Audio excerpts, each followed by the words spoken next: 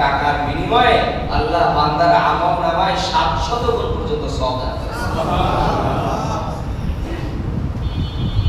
এরকম ভাবে হজ বিরাট আমাল। বান্দা যখন তাওয়াফ করতে থাকে, ঘুরতে থাকে, তার ভিতরে তো এই আবেগ থাকবে যে আমি তো রবের দিদারে আসছি, আমি তো রবের সান্নিধ্য লাভ করতে আসছি। কিন্তু আজকে আমরা বিভিন্ন রকম ব্যস্ততায় থাকি, তাওয়াফ অবস্থায় মানুষ বিভিন্ন রকম ব্যস্ততায় থাকে। তাওয়াফ করে সে তো খুঁজবে, দেখি আমি রবকে পাই কিনা, সে রবের জন্য ব্যাকুল থাকবে। তাওয়াফ শেষ, এরপরে চলে যাবে সাফা মারওয়াতে। যাক, সমতল জায়গায় তো দিদার পেলাম না, দেখি উঁচু পাহাড়ে উঠে পাওয়া যায় কিনা, রবের দিদার পাই কিনা। এরকম আবেগ ভালোবাসা থাকবে। তো রব এর দিদার আমি পাই না পাই, আমি রবকে দেখি আর না দেখি, আমাকে দেখেন কে? আমার রব তো আমাকে দেখেন। ইচ্ছে বড় আর কি আছে? আমি রবকে দেখি আর না দেখি, আমার রব তো আমাকে দেখতেছে। আল্লাহ নবী একবার এক সাহাবীকে বলছেন, তোমাকে আল্লাহ সালাম জানাইছে।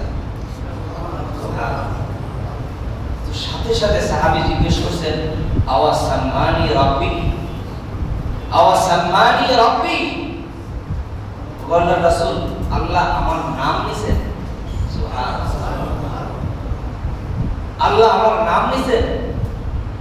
চিন্তা করেন, তার আল্লাহর প্রতি মহব্বতের স্তরটা বোঝা। কেউ কারো নাম নিলেই কখন ভালো লাগে। আপনার নাম যদি কোনো মজলিসে দেওয়া হয়, আপনি কখন এটাকে খুব গর্বের সাথে নেন। যেই ব্যক্তি আপনার কাছে অনেক বড়, যেই ব্যক্তির ভালোবাসা আপনার দিলে অনেক বেশি, তখন আপনি খুশি হয়ে যান, আরে ভাই আমার নাম নিছে, অমুক ব্যক্তি আমার নাম নিছে। খুশি হয় কিনা বলেন? তো ওনাদের দিলে তো আল্লাহ আর রাসূলের মহব্বতে পরিপূর্ণ ছিল, যার কারণে এই কথা শোনার সময় ব্যাকুল হয়ে গেছে যে আল্লাহ আমার নাম নিছে। তো হজ, মকবুল হজ কখন হবে? দিলের মধ্যে যখন দরদ থাকবে, যখন মহব্বত থাকবে, ভালোবাসা থাকবে, আর সেই দরদ, ভালোবাসা, মহব্বত নিয়ে আমি এই আমালগুলোকে সম্পাদন করব, তখন হবে মকবুল হজ।